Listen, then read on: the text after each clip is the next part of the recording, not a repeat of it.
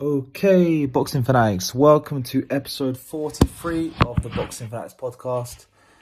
And today I just want to give you my thoughts on Josh Kelly outpointing Bakhram Murtazaliev last night in Newcastle to become a world champion. I think it's fair to say that going into this fight, a lot of people were writing off Josh Kelly. A lot of people thought he had, absolutely no chance to win, basically. I don't think the odds were that bad, but I think in most boxing people's mind, Murtazaliev was the clear favourite. But as has been the case quite a lot recently, it's kind of like another upset. There's been quite a few fights recently where the odds are saying one thing, but it tends to go the other way.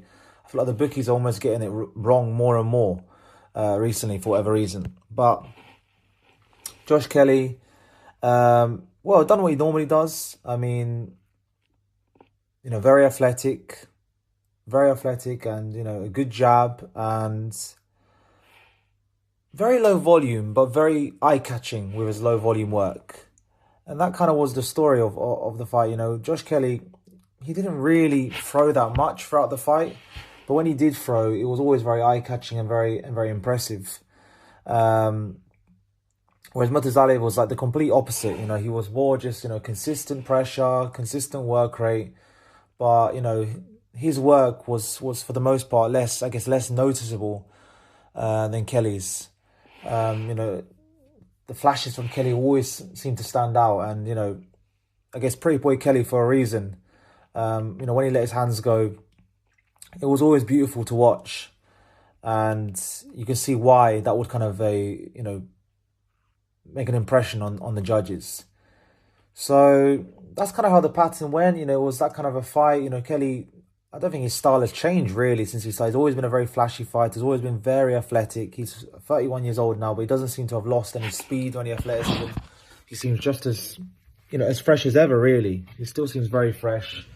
But there's always thoughts about Kelly's, I guess, resistance, as we saw against Ishmael Davis. I know it was close on the judges' scorecards, but I think most of us thought he was winning almost every round, and then he almost got stopped in the end. So there's always been doubts about Kelly. There's never been many doubts about his ability, but there's always been doubts about his, I guess, maybe his punch resistance, maybe his stamina, and his just ability to, when the going gets tough to get through it. Well, look, he answered a lot of questions last night, captures the IBF Super Welterweight title, and become Britain's newest world champion, joining the likes of, Dalton Smith, who recently beat Subriel Matthias. So if we just talk about the two of the key moments in the fight. So the first one was obviously in round 4, where Kelly dropped Murtazaliev with it was pretty much a jab, to be honest. If my memory serves me correct, Murtazaliev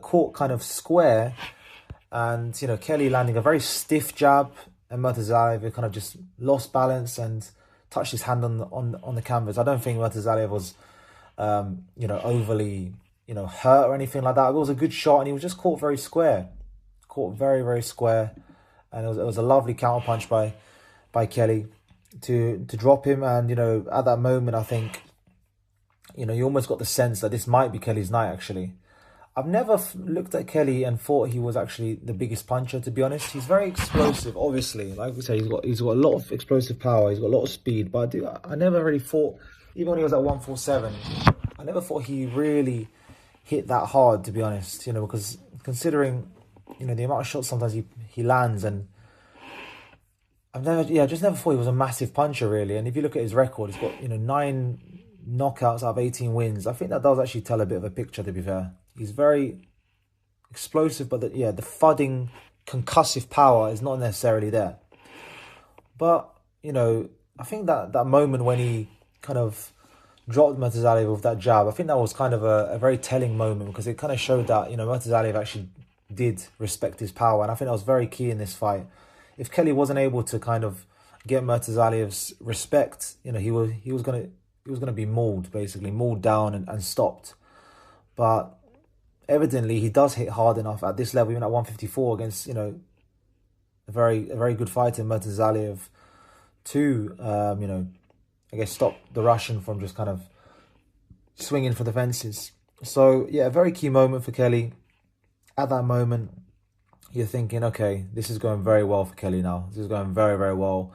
At that point, you know, commentary had it, you know, it's quite a big lead with that knockdown and stuff. I think at this point, the judges probably had a bit more closer even then, the first 4 rounds. But I think, you know, after that drop, after Kelly dropped Murtazaliev, I don't think it was, you know, be wrong to say that most people probably had him up in the fight.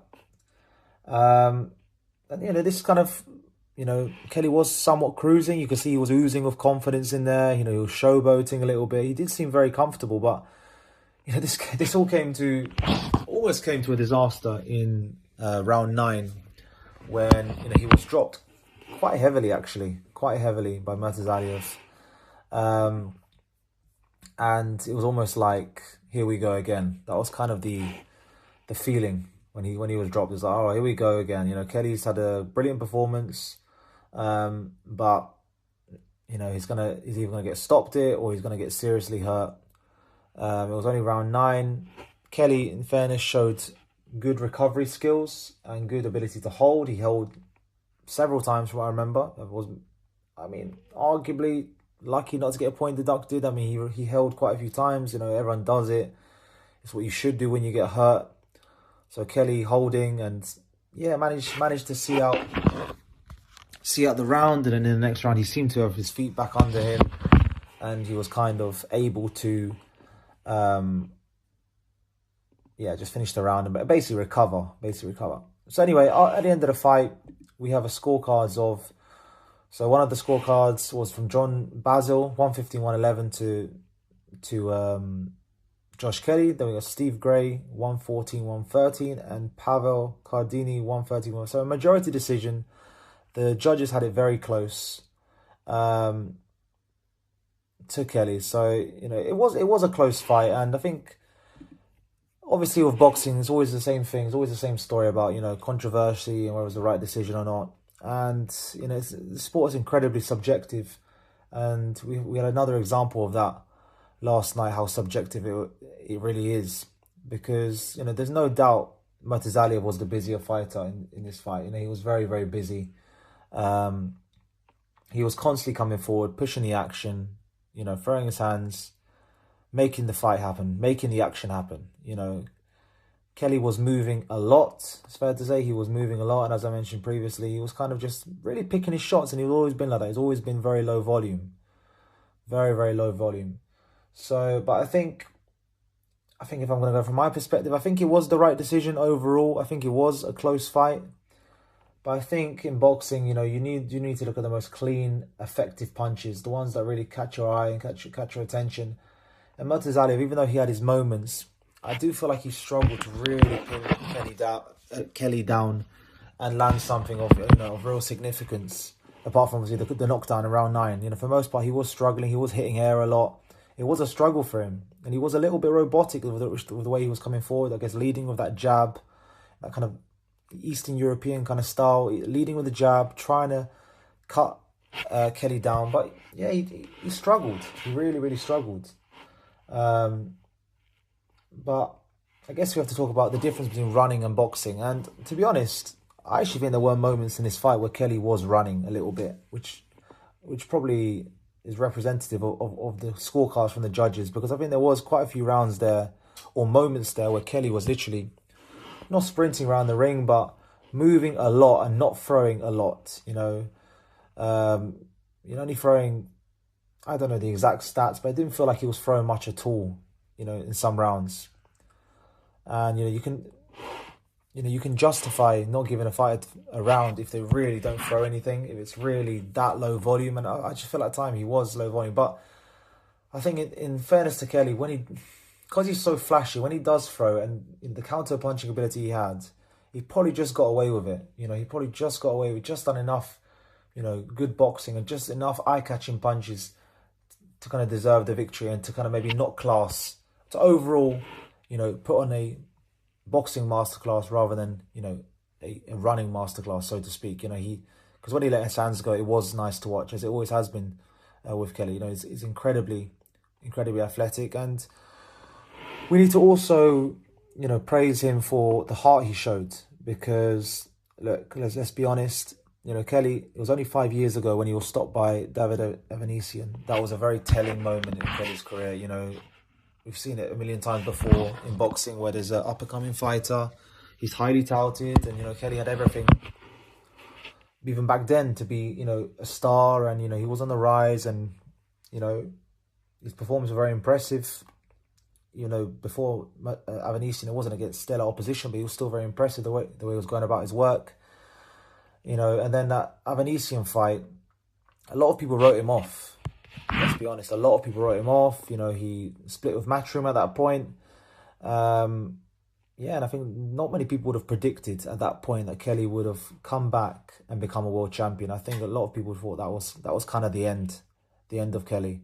You know, that he probably maybe didn't have what it took to kind of succeed in the pro ranks, which is obviously different, very different to the amateur ranks. You know, the pro ranks is more about, you know, inflicting damage. That's the reality, and yeah, a lot of people just didn't have much belief in him. But look, here we are 5 years later. And Kelly, to be fair, if you actually look at his kind of record, he has actually put together some good wins after that loss to David Evanesian. I mean, if you look at the Troy Williamson win, I mean, that's actually aged really well, to be fair. Obviously, Troy Williamson has had his struggles and stuff, and, you know, he's gone up. I think his last fight was at 168, to be fair. But, you know, Troy Williamson recently beat Callum Simpson, you know, so it's aged very well. That's a victory which is aged well, because Kelly really outboxed Williamson completely that fight. You know, he won like a landslide on the cards. And, you know, Ishmael Davis as well has been shown to have quite a lot of talent as well. He's been shown to be a decent fighter as well. So, yeah, I mean, his comeback has been super impressive for Kelly. And, you know, as British boxing fans, I guess we're in a point now where, you know, we've got another world champion, and it's exciting times. It's really exciting times. Yeah, he's proven a lot of people wrong, Kelly. Proven a lot of people wrong. Murtazaliev, I think it's fair to say, I mean, and this is always, hindsight is 2020, and, you know, this is very habitual in boxing, where someone loses and all of a sudden, you know, we assume they were never good to begin with. I'm not going to do that here with Murtazaliev, but I do feel like, looking back, and look, let's remember, Murtazaliev was out of the ring for a while. You know, his last fight before Kelly was in 2024 against Tim Tszyu, which was, you know, so it was almost 2 years ago. I mean, approaching to 2 years. So, you know, he was out of the ring a while, let's be honest, Murtazaliev. But I think, to be honest, that fight against Tim Tszyu might have flattered Murtazaliev a bit more than maybe... because I remember after he destroyed Tim Tszyu, you know, people were thinking Murtazaliev was the man at 154, that he was the man to beat, that, you know, that anyone would struggle against him, you know, that, you know, Boots would struggle if he fights him, and, you know, Ortiz, and, you know, after that win, because it was so impressive, because he destroyed Tim Tszyu and, you know, just knocked him down I think it was 4 times in total, and, you know, put such a beating on Tim Tszyu that, you know, Murtazaliev all of a sudden emerged as like the man at 154. But I think if we're looking at it now, that was a very flattering victory, because that victory hasn't aged well at all. That victory hasn't aged well at all. You know, Tim Tszyu is maybe not on the way out, but, you know, he's got a few losses on his record now. He lost to Fandora twice.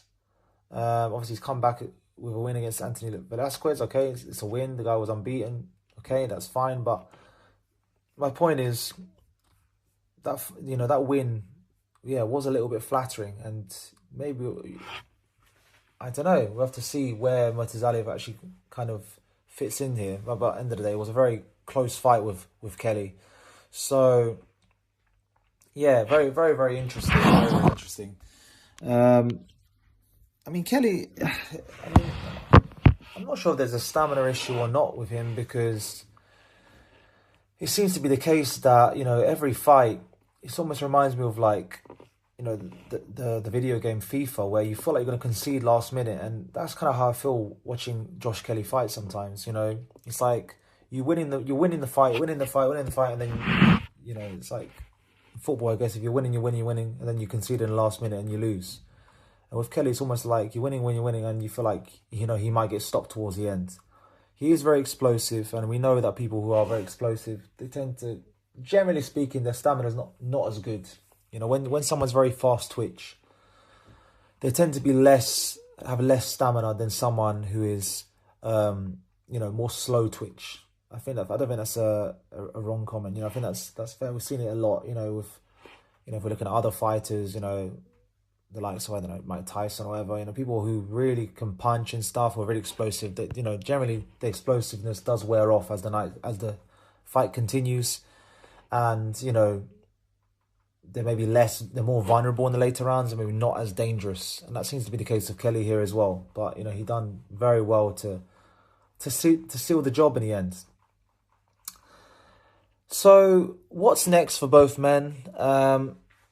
So Kelly's in a very interesting situation now. Obviously, he's a world champion, which automatically brings about loads of opportunities. So if we're looking at the division, we've got a potential unification fight against Xander Zayas. I mean, commercially, that's not a massive fight for Kelly. Let's be honest. Xander Zayas is not a massive name. He's a good fighter, but he's not a massive name. Xander Zayas currently holds the WBA title, and also I believe he owns the WBO title as well. So if we're talking about legacy, that's a fight that would make sense from a legacy standpoint. Kelly Zayas, but it's also a fight which is almost like high risk and lowest reward in terms of financial benefit. I don't think that's the most commercially appealing fight for Kelly out there, even though it would be very impressive if he could beat Xander Zayas and become a unified champion. That would be incredible. Then you've also got the other champion, which is Sebastian Vendora. So Sebastian Vendora, obviously WBC champion, has wins over Tim Tszyu, and a very interesting fighter, to be honest, at the weight, because of how big he is. So tall, for the weight. So stylistic, that's very interesting, and potentially more commercial value than Xander Zayas. I'm not sure. I mean, those two fights against Tim Tszyu were quite high profile. So I don't know if that's more of a commercially viable route for Josh Kelly. But it's a very interesting matchup, to be honest, because Sebastian Vendora is listed at 6'5.5" as a super welterweight, which was absolutely enormous for a super welterweight. I don't know how he comes down and makes that weight. It's incredible, and he looks like a giant when he's fighting at that weight. I don't think Kelly's ever been in the ring with anyone of those dimensions, so it would be very interesting. Then we have the potential winner. Well, Boots Ortiz, look, we're still waiting for an announcement. We're in February now and it's still not been announced, which is kind of disappointing. We don't know what's going on behind the scenes. For the sake of this video, I'm just going to assume that this is happening. So obviously, the winner of Boots Ortiz, if it happens, would obviously be, an interesting one for Kelly. These two are, two of the fighters who have been, touted for big things for a long time. And for Kelly to face, either of them would be, and just stylistically would be really interesting, because Boots is very athletic. Kelly's also very athletic as well, so that would be interesting to see who's actually more athletic, Boots or Kelly. And then Ortiz obviously is all with his relentless aggression and stuff. But obviously this is pending. We haven't got an announcement yet. But the winner of Boots Ortiz is that'd be interesting. And I guess the final name, which I'm surprised nobody's mentioning. Obviously last night we also had the Shakur Stevenson and Teofimo Lopez fight, and for whatever reason, Conor Benn comes in the ring and starts calling out Shakur Stevenson. But I would actually put Conor Benn as a potential opponent for Kelly. I mean, surely that makes sense. Conor Benn has fought at 160 in his last two fights against Chris Eubank Jr. I know he said he wants to go back to 147, but if he can definitely make 154, he made 160. He didn't seem undersized at 160 in the second fight. 154 is arguably his best weight now. This was a fight that was talked about before Kelly kind of lost to Avanesian. Conor Benn's kind of happened when Kelly was forgotten about slightly. So now they're kind of at a crossroads again, which is interesting. Conor Benn's coming off that win over Chris Eubank Jr., however you want to see it.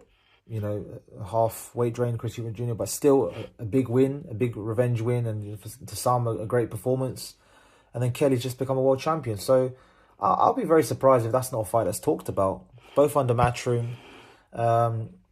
The commercial value is kind of there because it's an all British fight. We all love an all British contest. It's a long-standing rivalry.